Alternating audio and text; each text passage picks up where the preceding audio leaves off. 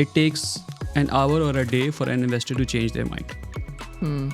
As an operator, there are real reasons why it will take you a month to change your mind. It took certain companies 2 weeks, other companies 2 years to figure out that everything has changed. And I think the same is true for people who do not recognize all the tools and the resourcefulness of this new technology and how you can fundamentally build companies differently now. I think right now is the best time to build businesses or companies. I genuinely believe that. Like $1 million will go a long way than $1 million did back in 2020 or 2022. You can find A+ talent here now. And on top of that, depending on what your business model is, I think this is the only part of the world globally where your revenues are pegged to Europe and US, but your labor cost, if I may, right, or human capital cost is not really pegged to those places. So there are moments when a founder has to lean in, and then there are moments when you have to let go, and you need to see how the right people are allowing you to scale. And specifically when a company sees stage or Series A scales, at the time of scale, I've seen it time and again that founders cannot learn it because this is their baby. They've worked on it for 3 years every day. They've thought about it almost 95% of their time, right? So it's very difficult for them to let go and let someone else in a different market make decisions and take it forward. So I joined July of 16, and in November they became unicorn with that round that came in. Same year. Right, the same year. So that was the moment that sort of that money came in, and then we saw how that money is being spent across. Did you know that they were going to become a unicorn when you started? Not at all. Not at all? Not at all. For me, I think luck is a lot more favorable to people who are a bit prepared or are in the battlefield. Hey founders, ready to match with your next investor? At lucidityinsights.com, we've built the Middle East's first Tinder for startup founders and VCs. Explore 800 verified VC and angel profiles, see who they're funding, and send your pitch deck directly, all in one place. Stop waiting for introductions. Make your own luck at lucidityinsights.com. And for a limited time, get 20% off your startup registration with the code TPP20 at checkout.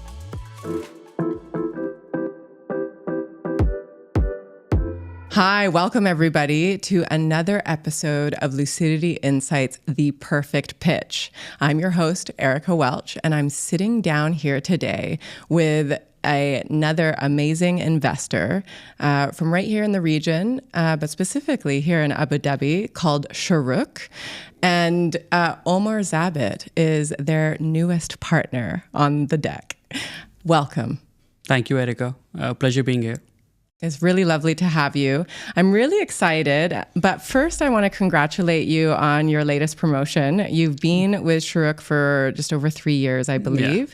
And in April this year, you were promoted as partner. Been with the firm for over 3.5 years now. Okay. I joined them Jan of 22. The first day of that year, I sort of came in. It's been an exhilarating journey, to be honest. Mabruk. I'm also excited because I'm always excited whenever I see someone sitting across from me that is now an investor that was on the operating side for so long. And so I want to give people a little bit of that background, and I want to start there as well.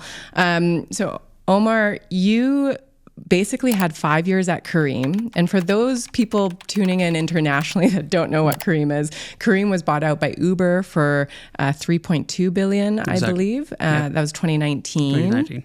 When that announcement was made. You were there during that announcement and before as well. You started out with them in Pakistan and then came over and ran their, I was going to say Uber food, but it's Careem food business. But before that, as a Pakistani national, you actually started out in Fintech in Pakistan. You were with Easy Paisa. Did I pronounce that right? For about 2 years. And I was amazed by this. 45 million users today. And 50 million users at Jazz Cash, where you were there for 2.5 years. So it's not just Careem, who now, they say they serve 70 million customers. You have been at some major scale-ups in the region. Talk to me a little bit about this experience, this operating experience, and how you got into it, from your background. Go backwards with me for a little bit. Yeah. So Erika, I'll actually take even a step back from Easy Paisa and Careem days, right? So I began my career building and selling data centers for IBM back in Pakistan, right? So I started really blue chip, like really corporate. That was straight out of university. That was straight out of my engineering school. So I grew up to be an engineer, and that was in Pakistan. I was the first one from my batch to get hired. Really excited to be in IBM, and those 2 years were quite traumatizing for me, right? Even though you got the best job, you got the job first in the entire batch, you were like the creme de la creme there. But what I really did not appreciate about IBM is just the bureaucracy of it all. Like even if you have to go do a proper engineering work, you have to be in a suit and a tie, and there are certain protocols that you follow. So it was a drag and death by 1,000 cuts. Yes, and I think it's a story that a lot of engineers could relate to. Like when you are in that environment and you want to escape that reality, you usually default to an MBA. And that is where you sort of do a grand reset of what you want to do. That is 100% true. Yeah, right. Yeah. So that's something that I did again in Pakistan. Both my engineering and business school are the top ones in Pakistan. But I spent 2 years there, came out of it, and then I was fortunate enough to join a relatively nascent sort of industry. So I was what we used to call it back then is mobile money, right? And we used to do fintech when there were no apps. Right, so the entire user interface for consumers were a feature phone where you used to dial in a number to call a service, right? So if you were to transfer money between you and I would write *786# your phone number, amount, something else, and then it will sort of work. There's no interface. And this is something North Americans don't really know because it was very much an emerging market thing. And I think like Grameen Bank and some of the microfinance institutions really pushed for this. So this was actually built out of Africa and with Safaricom. So M-Pesa continues to be one of the largest sort of fintech players, if you may, across Africa, right? So they started off. It is called branchless banking. So there's no branches. There are agents across cash in, cash out points across the entire region. So I was fortunate to be in that industry, and Easy Paisa back in the day was the second largest globally in this space. So the kind of problems I used to run across, trying to build the product and grow them, everyone else across the world was. So there was no playbook for me to refer to and understand what's happening. And all of the growth playbooks were later in the day. So did that for about 4 years between pricing and sort of product and strategy roles. Quite exhilarating. You were no longer traumatized. Not at all, right? So this is like very, very, very interesting proposition for me. And then around that same time, Careem was making a way in, right? So sharing economy was back in this. So now I'm talking about 2014, 15, 16 time, right? So this sharing economy was the big thing globally. Everyone was putting money behind it. I was curious that, okay, what else is happening there?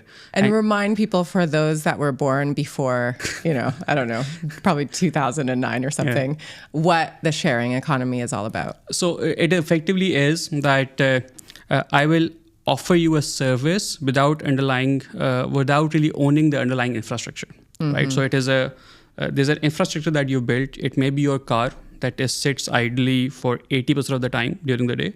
So you drive to work, it just parked there, and then you don't do anything with it, right? And then in the evening you go back, and then you Airbnb being like Airbnb a huge is another one, right? Option, so there's a piece of asset that someone owns which is not being utilized, and then through technology you're able to utilize it a lot more effectively, right? And that is where sharing economy came in. Uber and Airbnb are the two of the biggest examples of that. Yeah. And then around that point in time, first Uber launched and then Careem launched.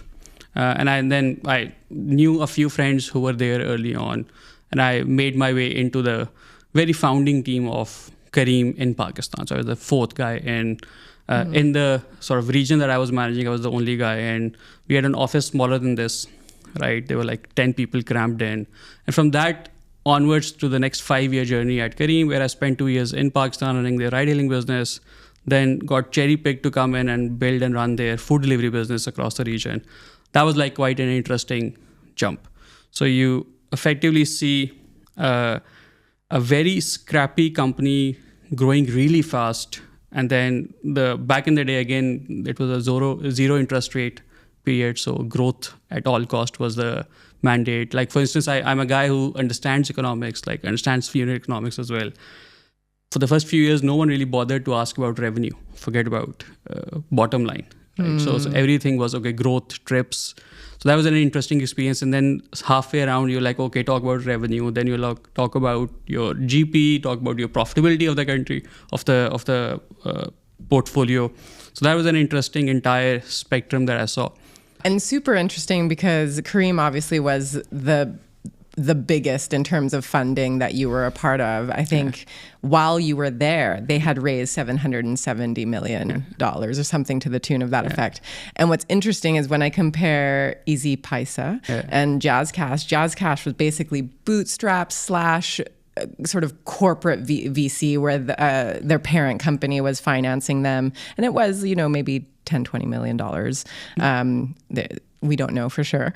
And then Easy Paisa raised approximately 10 million, but really not the type of investors you would expect, like not VCs. It's like Ant Group from China. So that's really interesting. An Alibaba connection, GSMA, and the Gates Foundation. So these are very different types of investors with different requirements for growth. And then you have Careem that's raising 60 million here, then 250, then 300 million, back to back to back. Talk a little bit about the difference in these organizations, the way that they used money, what you've learned if you were to be an entrepreneur, or how you sort of advise many of the startups, founders that you're advising now. So again, I think it's important to outline the context of all of these different companies. Like Easy Paisa came around 2009 in Pakistan, right? The world was very different then versus when Careem started building 2012 all the way. I joined in 2016. I was there till 21. So I saw so I joined July of 16, and in November they became unicorn with that round that came in. That same year. Right, the same year. So that was the moment that sort of that money came in, and then we saw how that money is being spent across. Did you know that they were going to become a unicorn when you started? Not at all. Not at all? Not at all. Like the only two cues I was following is that I knew that there was something big happening in sharing economy, and being in Pakistan, that was the most exciting thing happening for a young person to do, right? And that is something that I chased, right? And just on a personal note, I usually tell people that I'm a late bloomer. Around 2014-15 time, I read this book called Mindsets by Stanford Professor Carol S. Dweck. It talks about a lot of things, but one thing it talks about is growth mindset, right? And in growth mindset, it talks about how effort is underappreciated and everyone is focused on outcomes. So that was a moment in my time where, prior to that phase of reading that book, my mantra in life was minimal effort for an average return.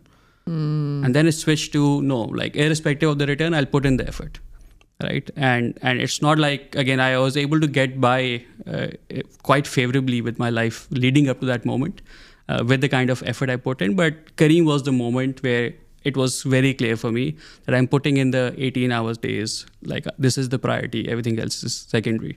Right? I love that that's the lesson you took from Carol Dweck's book, because for me, being half Japanese, I'm was trained to work 100-hour weeks from a child, basically.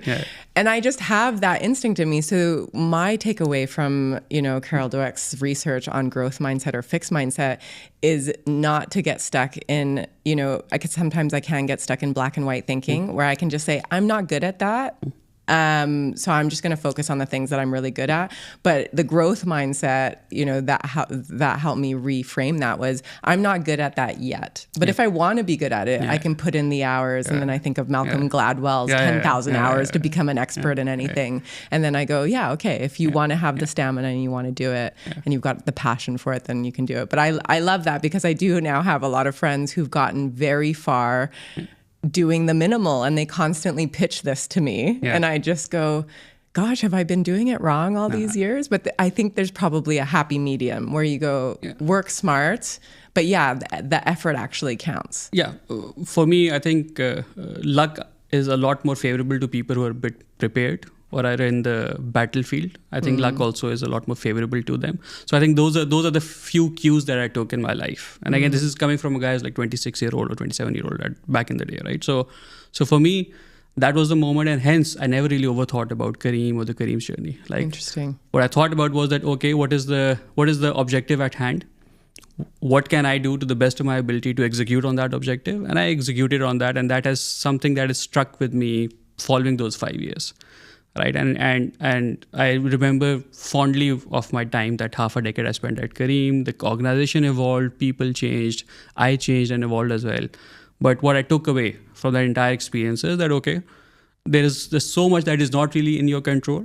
You have agency over a certain amount of things, and the most agency you have is on your own time and effort, right? And that is where you can sort of put in, and hence you should have faith in, as long as you're putting in the right effort to the best of your capability, lady luck is going to shine on you one fine day, right? Like, I think those are important considerations. But of course, you need to be mindful of which direction you're operating in it as well. So there are certain macros that you should be aware of, as opposed to just putting in the effort in the wrong direction. So again, long-winded answer, I was not really thinking about everything else. I was thinking about, trips. And the portfolio I was managing was a kick-ass portfolio, by the way, right? So the few cities that I was managing, that to this date, by the way, we know this, because when Uber transaction happened and we were able to figure out our market shares, that portfolio had the highest market share across the network for Careem, right? People were Pakistan in general, or Islamabad? Pakistan in general, and then Islamabad, the city that we were in. They had the highest penetration of ride-hailing versus the population. Wow. Right? And that is true, and that completely fundamentally rechanged the society that I was living in. So for me, what drove me back in the day was that there's the city that I grew up in. It has fundamentally changed the fabric of the society. Women can move around quite easily. Students can move around quite easily. I do not have to think about a lot of different things, right? So the life was really made interesting. There were so many people who were inspired by the Careem stories to do other things. So it sparked an entrepreneurial sort of spirit in the city, in the country as well. And then I was doing that with a bunch of 20-year-olds, right? So those were like a lot more of a driving factors than once you think about, like how much money have you raised? Is it a unicorn story? Will it be the largest exit? No one knew. Like all of us were executing on to the best of our abilities what is there. And what I really appreciate about Mudassir, Magnus and Abdullah is that they truly fundamentally empowered the front lines. Mira being there for 5 years, there was hardly a bureaucratic moment where I have to think about or I have to justify my own decision making to someone else, because I took complete ownership of what is assigned to me, and I will do whatever I believe is the best decision, right?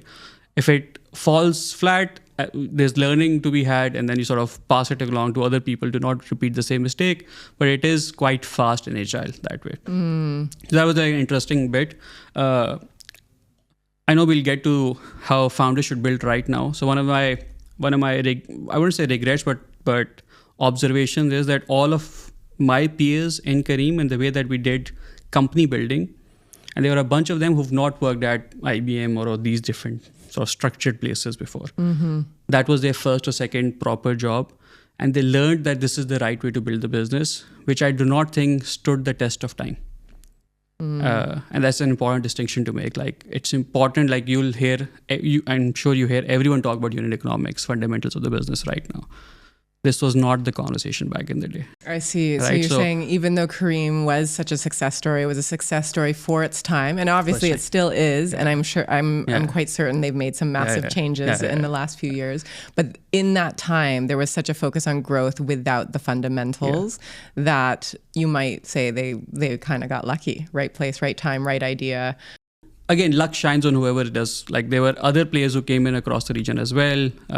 We gave a lot of fight to a well-funded, better technology player in our core markets. I think, though I wouldn't take that away. So I don't think it's pure luck that worked in Careem's way. The point I'm trying to make here is that there were peers of mine, my colleagues in Careem, who learned company building and business building in a certain way, in a certain environment. In a certain time. In a certain time. And when they came out, became founders and entrepreneurs and started their own businesses, 2020, 2021. And when the music stopped, they had to quickly readjust, and not everyone had the right capabilities or competencies to adjust. Because that was the only way they've seen company building, right? Yeah. And it was quite different for them, or difficult for them to understand that, okay, there are different ways to think about it. Like, if I'll give you a very simple example. Both in EasyPass and JazzCash, you've talked about the numbers, millions of subscribers, right? And there were a lot of ways that we used to grow them. It was clearly known that pricing is a lever we will never touch. We will never compete on price. We will not undercut and do a discount. We will think of all the 15 or 100 different ways to grow the business, create awareness, create intent, but we will never think about pricing. In Careem and Uber days, the first thing you used to play with was pricing, either through a promotion or by undercutting the price or launching a more price conscious or a price optimized product. So the thinking is completely inversed. Right? So I think that's an important distinction that I think people who built around that point in time couldn't really think about it, or it took them time to adjust to that reality. I do hear a lot of VCs saying this, and even with seasoned startup founders that are quite strong, even when their fundamentals were strong, they were sort of pushed and forced sometimes by the investor to grow faster than maybe the founder was comfortable doing. And that was just the nature of that time. So yeah, I think that we've seen a dramatic shift from 2022 to 2023 and onwards. But tell me, from your time at Careem, was there something you took away and you thought, wow, if, this is a part of the secret sauce in terms of how they either built the team, scaled, maybe competencies of the founding team, or maybe it's more of something more je ne sais quoi about them that you've taken forward and go, this is something that I learned from my time at Careem that I kind of look for in other startups now. So we've talked about ownership, right? And ownership not at the founder level, but ownership all the way down to a person who may be doing an account management for you, like 3 layers, 4 years down the line. Right? So we've talked about that. And I think it is integral that whoever is bought into the startup mission understands that this is a startup, this is a mission, it's not really a regular job, right? And you're executing on that mission. And I think the founder's responsibility is to outline it, articulate it, continue to reinforce it, right? And the beauty about ownership is that you cannot micromanage it. It cannot be top down.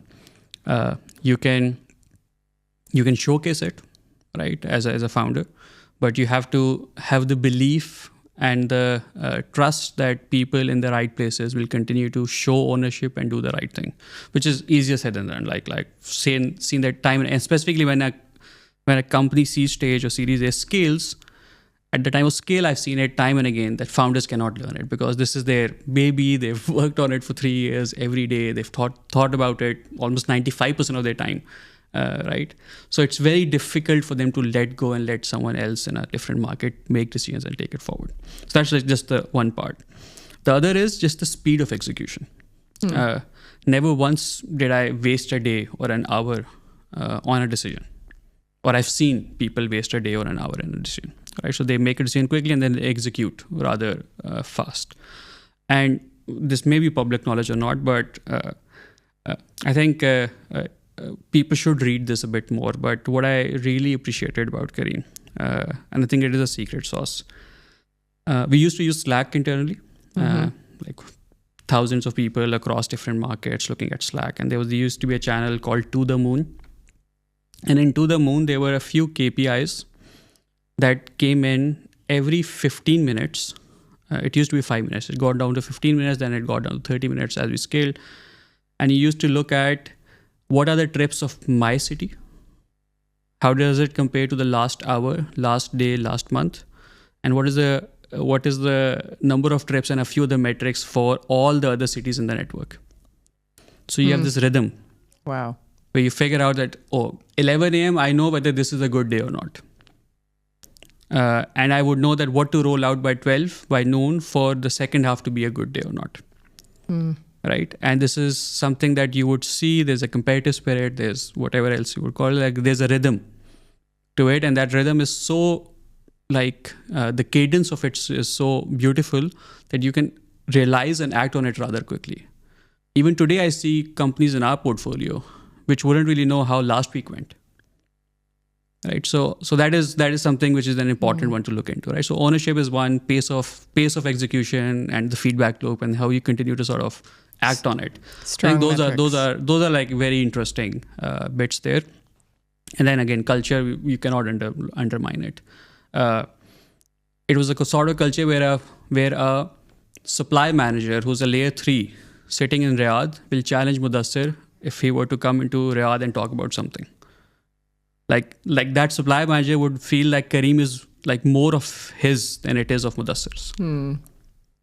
Right. So you cannot undermine that. It takes a lot more time and effort to create it, to continue to cultivate it, and as you scale, how do you keep it in certain functions and departments of the organization? Because engineers may think differently to designers, to operations people, to people who are out there in front of customers. So how do you sort of maintain that? I really love that, actually. And I think it speaks to the first point you made about the ownership piece. And I feel, if you are a startup founder and everyone is looking to you to sort of double check their decisions, then you're not providing enough ownership. Yeah. And I would say I'm often at fault for this as well.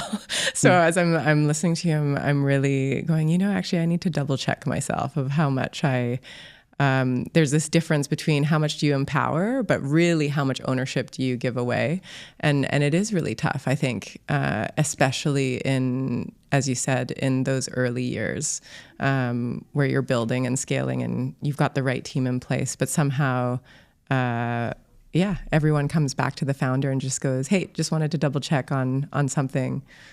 So again, this is debatable, right? This is my view of it. You've also heard about founder mode recently. Founder mode. Like there's the entire thing that came around out of North America recently, that a founder should be micromanaging. Like it came around. Oh, I think founder mode. Yeah. Paul Graham wrote an essay and then it became a thing and then everyone started talking about it. And then not too long ago, there was this wartime CEO versus normal CEO. So we've seen that, right? So there are moments when a founder has to lean in.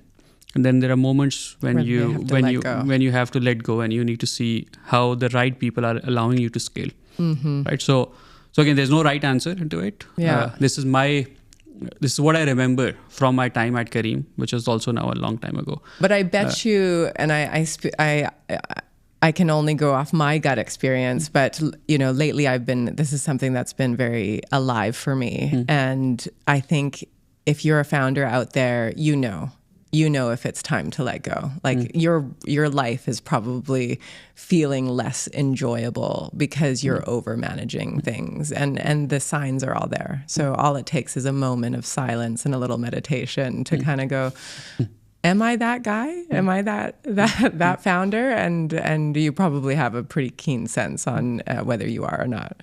I love that. Hey, if you really enjoy this content, then please don't forget to like and subscribe. And if you want to know more information about any of the startups or investors that we covered, then go to www.lucidityinsights.com and look for the startup and investor databases that we've developed for you there. There, you can go and look up whichever investor you're curious about, search for them, find out what their average check sizes are, who's on their team, how many companies they've invested in so far, and you can do your research right there to see if they might be a strategic investor for you. For startups that you're interested in understanding their fundraising journey, you can go and check out our startup database. You can look up any startup in the Middle East and Africa. There's new ones being added every single day, and you can check out what their fundraising story is. And if we've recorded a podcast with the founder, you can find that there too. Hope you enjoy. I want to touch a little bit, but you've had this unique experience that a couple thousand employees at Careem have had of being employees of a company that has such a massive acquisition take place. I mean, it was the first major official unicorn in the UAE when Uber decided to buy Careem for $3.1 billion again in 2019. And you stayed until 2021, I believe. So you saw that post-merger integration process and you were there for the whole thing. So I want to ask, because I've had a few friends go through it, and I myself haven't had that big of an acquisition, but I've sold some old companies, and it's always different. It's always, there's the dream of what you think it's going to be, and then there's all of these realities of what that means on the ground that you may have not thought of before it happened. Can you speak a little bit about what your experience was, and just so that you can ground everyone out there, like what does it mean when, you know, a big company comes and acquires you and gives you this beautiful exit, but what are some of the great things that come with that, but also some of the challenges that come with that? I'll start with a quick disclaimer, right? So I was not as involved in the entire post merger and the integration phase. Like I could understand what was happening. Like for instance, the first thing I picked up was how important tech compliance was. And I used to go to the product guys and the tech guys for an entire roadmap of features we wanted to build on food delivery, and then they'll be like, "Oh, I've dedicated X percentage of my bandwidth just doing work to comply with these standards because we will be a part of a publicly traded US company." So it's a different standards, right? And people don't think about it perhaps, but that was cost that at least I or someone like me in my shoes had to sort of bear with. But specifically, what I saw about the Uber Careem transaction is that the way that it was set up, and again, I'm not privy to the legal terms of it all and the timelines around it, but for a leader who's responsible to build a core business and scale it, and the kind of signals I saw, I think it was quite collaborative. Because back in the day, Uber had Uber Eats here and in Saudi, right? So I was actually a part of the entire conversation with my counterparts on the Uber side for us to take over their business and their consumer base, and they were open with it. And so you're like, I'm working with people whose job will not be there in next month, right? So, which is not something you think about for when a big company is acquiring you, right? Or creates an interest into you. In that sense, is it because Careem Food was doing so much better than Uber Food and it was such an expense for them that they thought, okay, well, we'll shut down our operations and just... I can't speak for their own objectives and motives, but what I would understand is that they had earmarked other regions for them to grow the food delivery business in. They did similar transactions in Southeast Asia. They in fact sold complete like ride-hailing businesses in different parts of the world and were a lot more focused in certain geographies, right? So I can't really speak for the motives behind it, but it so happened that we took over that business in UAE and Saudi, and we had this entire migration that happened, and like we were involved and plugged in. But on an overall level, it was quite collaborative. Careem continued to have quite a free hand in the way that we executed across markets. And I think this also came in perhaps from Dara's experience of doing different acquisitions in his previous companies, right? So he was known to be a guy who used to grow on the back of acquiring companies and acquiring them in a way where you do not really kill the spirit and the value that you offer, but you integrate it in a very seamless way. And I think that is where the Careem brand continued to be there, the ride-hailing business continued to be there. You did not integrate teams.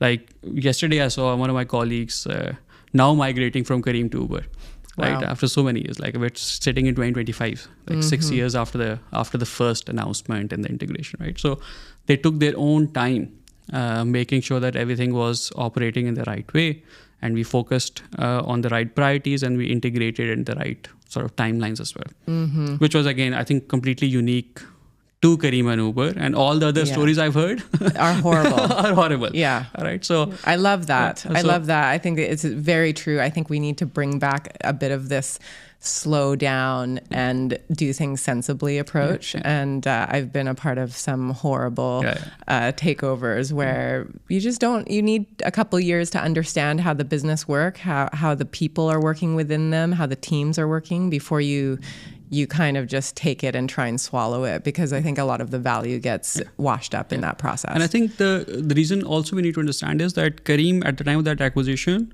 was not a small player.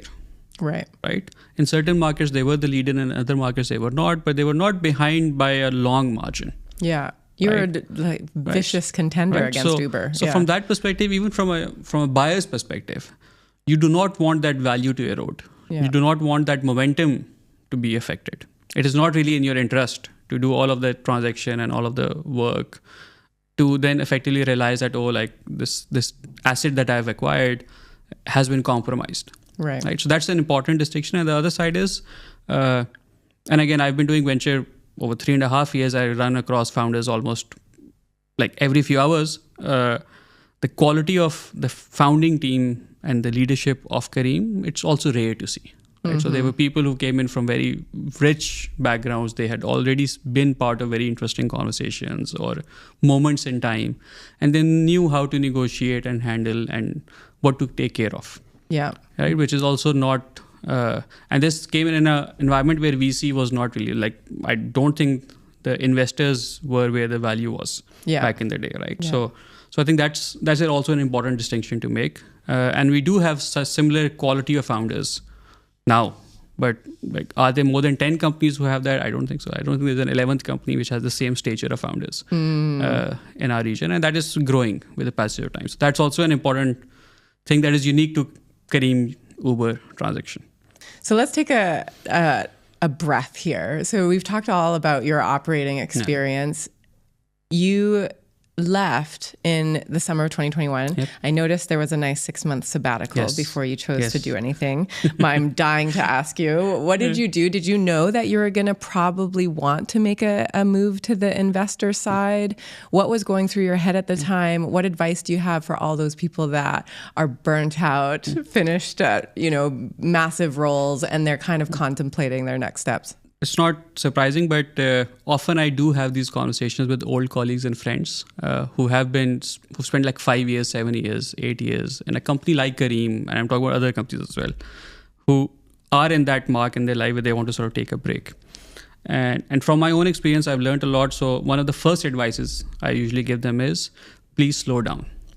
I remember my first few weeks after Careem, and I left not to become an investor, by the way. I left with the objective of figuring it out.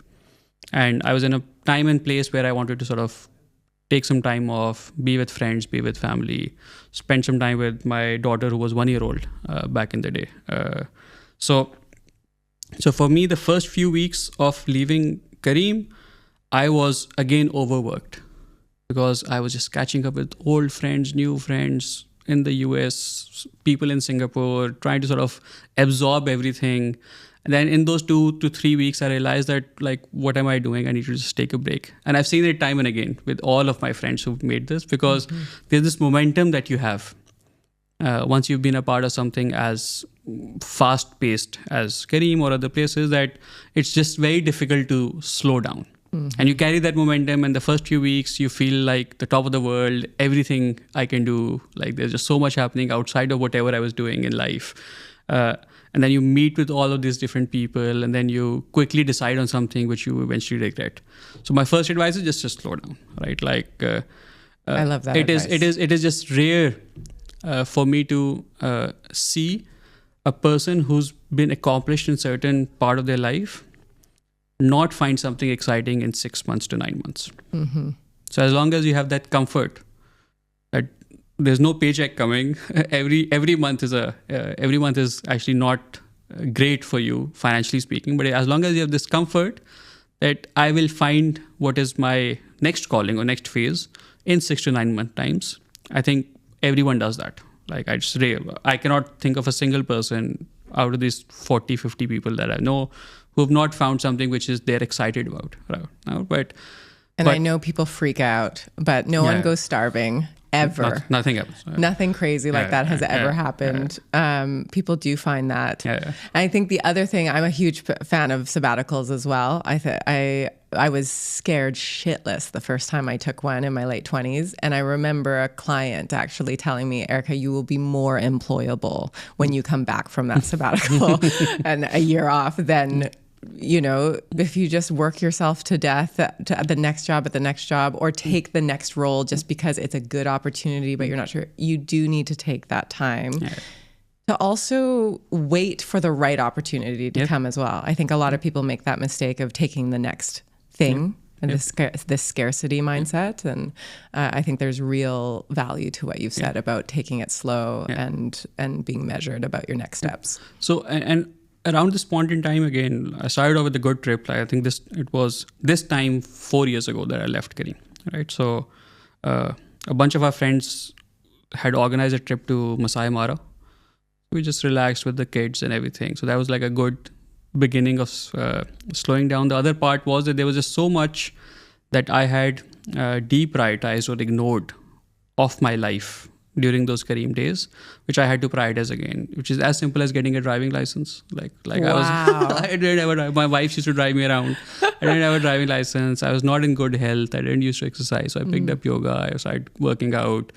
Like those things which you do end up trading off against. I think it's important to sort of strike a balance again before you do other things. And to your point about finding what is next, I do not think by sitting idly you can find things. You'll have to be out there. You'll have to be a part of conversations. You'll have to sort of read up, think about, reflect what pathways to take.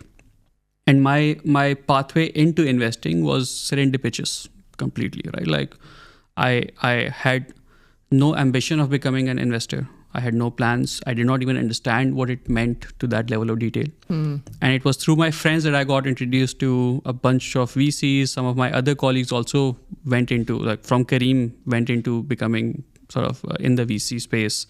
I spoke to the class 5 guy, Zach, who was an old colleague of mine. He used to lead IR for Careem. And he became the general partner for Class 5 early stage venture. So spoke to him. I spoke to Vail Nafi, who's a partner at Riot.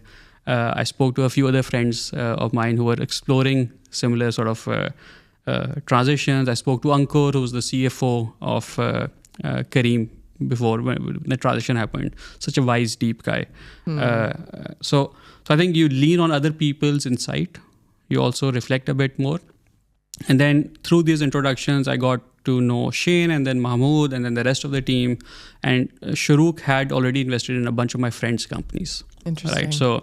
So I knew from them how these guys are and the firm is like, and then I got to know them in person as well. And then they seeded the idea that, okay, we're looking for someone like your profile. Why don't you come in and try this out and see where it goes? And that is where we sort of, this happened October of 21, and then November or December, we decide, okay, let's try this out, right? And then January I start. And everyone knows this in the firm, all the new hires, so I was the first guy in Dubai. Like the firm was Abu Dhabi, we were just opening up a Dubai office. And what I like about, again, my Shorooq journey is that Shorooq is also a startup. Now Dubai is the largest office. We have a bunch of really exciting colleagues who do multiple things there. A few people who were in Abu Dhabi also relocated here, so that was also the case. And I joined them to work on the venture side. Our first office was in a villa right opposite N5 in Dubai. Okay. And I usually joke around. And by the way, we used to sit in seats which have this table, the student table of sorts. Yeah. And I used to take like founder calls on founder meetings there. And I used to say that, oh, you may have a cushy office. This is a startup. Look where, like, I can relate to you. And I came from Careem, so they also sort of could relate to me a bit differently to all the other VCs who had like flashy offices and finance backgrounds and whatnot. So that was an interesting bit to come in. And I say this today, and I've said it, I think, 10 days into Shorooq, and it's constant. And you can speak to the rest of the firm or the colleagues as well. I worked in quite exciting places. I worked with really ambitious and competent people. It was rare for me to sit in an organization and be on calls and meetings and with people where there's this sheer concentration of ambition, competence, and warmth. Right? So that was difficult. Like I had not experienced it before. Like how come all of these guys are really competent and really good and really fast and ambitious, right? I do believe the kind of work ethic like Shorooq and my colleagues and my friends have, it's rare for me to see. I was used to it because of Careem, but it's just rare to see in my other circle. But all of that is expected. what was unexpected for me was that how are these nice people? Like, how can all of this be you together? Thought they had to be like villainous investors. Yeah, like that's been my experience, right? Like, you come across really ambitious people, high performing teams, but they're not warm and fuzzy, right? So there's something about them which was unique, which was good natured, right? And it continues to be. And I think that is the secret Shorooq thing, which again, I was the first guy in Dubai. We've had so many people that we've hired since then, right? The firm has grown from, I think I was the 10th guy coming in overall across all functions. So we have lawyers, we have finance guys as well. And now we're close to like mid-20s, right? So we've grown for the profile of a firm that we are. We'll never be 100 people, but having 25 people around doing multiple things for an investment firm is also not too small, right? So I think that was a unique part, and I got into it. First year was a giant experiment. Candidly, everyone knew about this. And the few questions I wanted to answer for myself and for the other guys were that, number one, do I enjoy doing early stage investing? Am I good at it or not? And are these the right people to do this with or not? First, do I enjoy doing it? That was a slamming yes. I knew like this was very interesting, and we can talk about what I really, really value and enjoy about early stage investing. Whether I'm good at it or not, the operator in me was sad to hear that, like, to realize that in this business you cannot figure that out anytime soon. So the feedback loops are so 7, 8 to so 10 years. long, and the feedback loops are so ambiguous that you may have had a fantastic bunch of investments, but you were just in a different environment versus, and you may have completely lose all money, but you were in a different environment, right? So it is a bit unclear how you think about whether I'm a good early stage investor or not. So that the jury is still out there, 3.5 years in. And the third one, whether these are the right people, which I think we've talked about, like I was motivated by and excited about the ambition they have, the pace of execution, and that the firm is growing. So it's always great to be a part of a growing story. I understand. So you guys, I pulled some numbers off of Lucidity Insights, our investor database. And so hopefully these are up to date. But Shorooq has signed over 120 funding deals since inception in around 2016-17. There's over 80 startups in your portfolio, in the venture portfolio. It seems that you write anywhere between 12 to 24 checks in a year. Yep. So far this year, we've clocked 7. 9 as of yesterday. 9 now. Yesterday, okay, as of yesterday. Yeah. And generally, so you've raised four funds. 3 funds. 3 funds. Yeah. Okay. Is there a part 1 and part 2 to one of them? So the first is what we call it the Fund 0. So the origin story of Shorooq, and we can get to it as well. The first few years we used to do deal by deal structures, which we've jumbled together. A proper sort of fund, the first vintage was 2019. And the second one vintage, which is now we call it the third fund, is a 22 vintage, which we are now even actively investing from. And are all of the sums for, how much is your last fund? 160. 160 million. Yeah. Okay. And how much of it do you think you deployed? We're halfway there yet. We're halfway there. We have still capital left for a bunch of new tickets, 8 to 10 new tickets or new investments.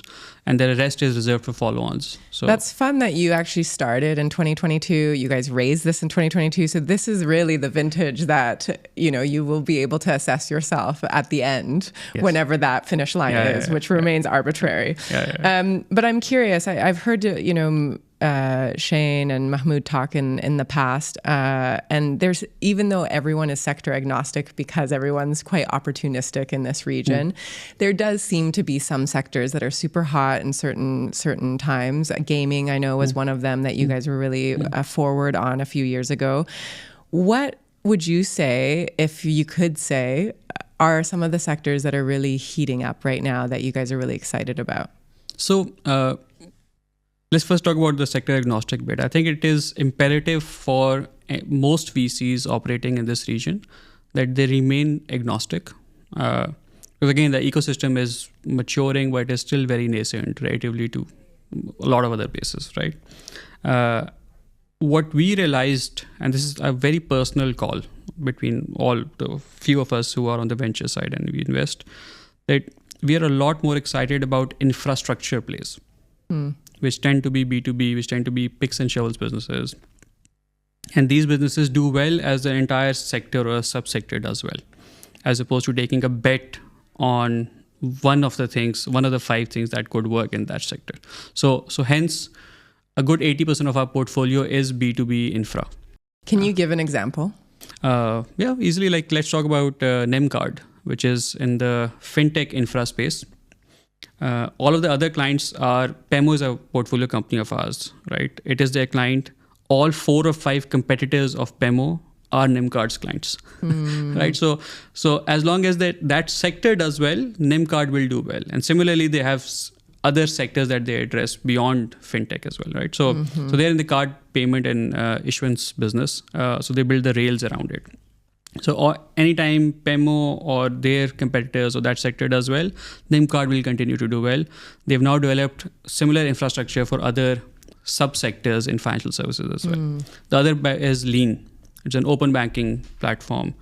Sarva is a client of Lean, right? And similarly, all of other Sarva's competitors may be clients of Lean's as well. So as open banking as a sector, or as fintech, or even enterprise who are doing embedded finance scale, Lean will do well, right? So that's an important distinction for us, and we like those type of businesses a lot more as well. Present day, how we think about it is that we continue to remain bullish on the fintech infra side. There are a bunch of things that are happening on that side. Recently, we've done a lot on proptech as well, which is saw that you guys have an investment in Pripco. Yeah, we're the only firm or VC that sort of came in. They're absolutely crushing it as well. So proptech is interesting, and we continue to see deal flow there. Saudi lending we like a lot, right? So we have Lendo from our previous portfolio, Tamara as well. And then there are a bunch of other companies. Mala we've done an investment in, and we're seeing a few in the pipeline as well. So I think these are the few sectors which are interesting. And the last one, which is a bit cliched, of course, AI is everywhere. But in the context of our region, what we've realized is, and it's quite interesting, that there were AI dev shops which stumbled upon a product and then they raised money. And that is like 90% of the companies that we come across. And then we also backed a bunch of them as well. Very recently, we've started to see global talent relocating here. And these may be people who are originally from the region and are coming back, or maybe people who are not really from the region but are coming here for a multitude of reasons. And they're building now companies on the new stack. So AI for me is a new technology stack. I do not think too much about it, right? It is a tool for a company to do things well, right? Yeah, because I've also read a recent report saying, like in the region, something like 82% of AI startups are ones that have just rebranded as AI startups because, of course, they've incorporated so much, AI tools into their business model. So what's more interesting for me is that, okay, what are you using this tool for, right? Are you building are you building a tool which is in the marketing or martech space? Are you building a tool for automobile and mobility? Are you building a tool for insurance? Are you building a tool like what subsector or sector are you focused on? Are you building tools for the government sector? So that is more interesting. So that is my first question, as opposed to, oh, you're an AI company. That's not really. I'm focused a lot more on the commercial opportunity. And then I'll try to figure out whether you are the right people to use this new tool to unlock something on there, right? So that's also coming in. But like I personally and the firm, we do not think about AI as a standalone thing. We think about, okay, AI is important, but it cuts across in multiple. So I've heard you say infrastructure plays, which of course includes the fintech on the back end of that, prop tech being one, AI, you're saying it's a buzzword. We're more interested in something more substantial than that. What else? Are you guys still looking at gaming? Are there cybersecurity? Yep. So cybersecurity, we did a deal recently, both on the software side. Is a company called Corgia out of San Francisco, fantastic founder, who are executing quite quickly. And they're actually, it's a 4-person team, and their product is now peer reviewed is all the raves, all the cybersecurity experts are like, okay, they do basically vulnerability detection in your code through all this new AI stack, right? So they design agents, if you may, or tooling to allow devs and companies to take care of their code base a lot more.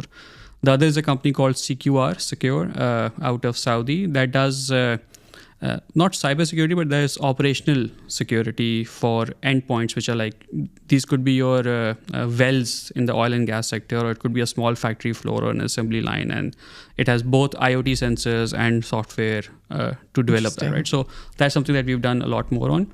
I'll just correct one thing. So we do not believe AI is a buzzword. AI is a focus, but we think about it rather differently. So a lot of companies will say, oh, we backed AI companies, like A, B, and C. Korea is an AI company. CQR, the way that they're building things, they are deploying AI into it as well. Mozen is a different company that goes deep into developing AI tools for their own clients. Similarly, Intelmatics out of Saudi. So there are a bunch of companies that do that. We have a focus on it. And on AI, the diligence that we run is usually 80% the same. The 20% is we want to understand as founders and as your engineering team, do you have the right competence to build on this new tool stack or not? Or are you just saying something and you'll figure it out? Right, so that's slightly different, but we do have a very strong focus on AI or AI companies. Fair. So that's broadly where the focus is. Okay, as we're starting to run out of time, I'm going to do a bit of a more rapid fire round. Solo founder or founding team? Do you have a preference? Founding team. When it comes to founders pitching for funding for the very first time and approaching you, what's your biggest pet peeve right now? Being not prepared to understand what the questions would be given our mandate and our investment style. And hopefully everyone gets it from this episode. They've come prepared, watch this episode, know what you guys are looking for. What's your biggest advice that you have for founders right now that are raising in this climate? I think right now is the best time to build businesses or companies. I genuinely believe that. Say more about that. I want to know more about that. Right. So opportunity is opportunity, right? So I don't think the regional opportunity has shrunk over the last half a decade. If anything, it has only increased. What is unique about this decade, so to speak, let's take the lens of a decade, right? Decade is that the right founders can fundamentally build companies in a unique way with far less resources and capital, and can also scale in a different way as well. And a lot of our founders do not realize that or recognize that. Like $1 million will go a long way than $1 million did back in 2020 or 2022. Ooh, right? I love that. So that's an important. And do you think that is that AI element of all of these tools that are able to scale things and create things for you that we didn't have a few years ago? 100%. That's one. And the other is, which is really exciting about this part of the world, is you can find A+ talent here now. And on top of that, depending on what your business model is, I think this is the only part of the world globally where your revenues are pegged to Europe and US, but your labor cost, if I may, right, or human capital cost is not really pegged to those places. And depending on, again, if the business is a bit more operationally heavy, you can get by with beautiful economics of the business, which may not work in other parts of the world. 100%. Right? So BNPL makes sense here. Food delivery makes sense here beautifully. It does not work in a lot of other parts of the world. Right? So have that regional or situational awareness as well. And of course, unless and until you're not long on the region, that's another thing. But most people I meet are long on the region over the decade, right? And I think that's why I believe this is the very interesting time. What has surprised you most in terms of changing your perspective now that you've become an investor? Now that you're on this side of the table, what have you learned that you're like, I didn't know this as an operator? So as an operator, there's so much that I didn't know, which I figured out. So these days I've been reflecting on me as an investor. And even though my journey as an investor is not too long, it's been 3.5 years, but I am still, even now, I'm getting feedback loops where I've uh, underappreciated founders of a certain background who, in retrospect, may not have a lot of things going for them. Like they may not be articulate, perhaps. But in those 3 years have executed so wonderfully versus all the typical profile of a founders that we used to look at. Again, the ecosystem is also maturing and we're trying to realize that a lot more as investors as well. So I think that is a reflection that I take, and now I'm a lot more cautious about what I personally feel about the founder. And so I'm always I undermine my own biases and my own views on people now, which I used to lean a lot more on. And my view was that, as an early stage investor, you should be very people heavy and you should have a gut feel and you should lean on that gut feel. Perhaps I have not developed it, but I think that's an important one to look at. But as an operator and as an investor, there's a lot. Okay, I'll say the one most important key learning as an operator and entrepreneur versus an investor. It takes an hour or a day for an investor to change their mind. As an operator, there are real reasons why it will take you a month to change your mind. Because you're really deep into something and you have momentum going on for yourself and you had made promises to your teams, clients, and you're going in a certain direction. And I am super lucky that I joined or I became a part of the investment circle January 22 because I saw the entire cycle turn. Like my 22 first 9 months, aggressively competing on deals, second half completely different. Most investors did not take more than 3 weeks between all of them to change their mind. It took certain companies 2 weeks, other companies 2 years to figure out that everything has changed. And I think the same is true for people who do not recognize all the tools and the resourcefulness of this new technology and how you can fundamentally build companies differently now. And you do not recognize it, and you may recognize it as an operator, as a founder 3 years down the line. We see it, other people see it. It's important for you to lean into that trend a lot more faster, and you need to course correct. Like it's very difficult for an operator to change their view. You can do subtle changes very rapidly. You cannot do fundamental changes. So that was like one of the key. I really love that piece of advice. And I think it ties into some of the advice we were talking about at the beginning and in the middle about building sometimes a little bit slower or slowing down, because when you do slow down to really, think about where you are and what you're doing, sometimes those decisions come a little bit easier. But if you're going at breakneck speeds and you're trying to just push this, thing through the wall, it's unlikely that you're going to be one of those people that can pivot that quickly. As long as you have the right partners alongside you, specifically on the investor side, I do think you should put a lot more weightage to what they're saying. Our interests are tied with your interests as a founder more often than not. Right? It's rare cases that they're not, but 95% of the time they're always tied. And as long as you believe that the investor that you got on board is A+, has your best interest in mind, the unique vantage point that an investor has, very few people have. Like my ability to learn something from a founder in a different sector and apply it to a different business, only I have, and that advice potentially only I can give. Right? So trusting people telling you time and again on a certain direction, and you may have your own views on it, I think it's important to put a bit more weightage on it as well. And I've seen founders like, this is not the AI part, the entire 22 slowdown, 23 slowdown. I can name companies who recognized either because of us or independently that things have changed and they course corrected. They're in a fundamentally different place right now versus all the other people who continued with the momentum and then took a bit more time. Took like 3 months more time. Because in those 3 months, they had burnt the money that could have been there. Used to pivot. Yeah, right. So those are important, I think, realizations for me. Omer, I feel like we could have talked for another hour, but our time is up. I really look forward to having one of these conversations with you again. I really thank you for So many insights. Again, we spent half the time on the operating side, and so we didn't get to go too deep on the investor side, but I think there's some massive learnings there that will be supportive to the founding community here. I really enjoyed this conversation. I really appreciate you sort of inviting me over. Happy to chat anytime again as well. Thanks so much. We'll catch you soon. Thank you. Cheers. Good one. Bye. Hey there. Thanks for joining this conversation.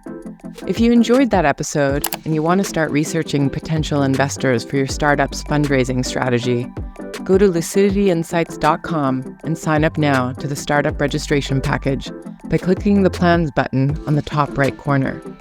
We look forward to having you join our future conversations and checking out our additional content. Until next time, stay hungry and stay humble.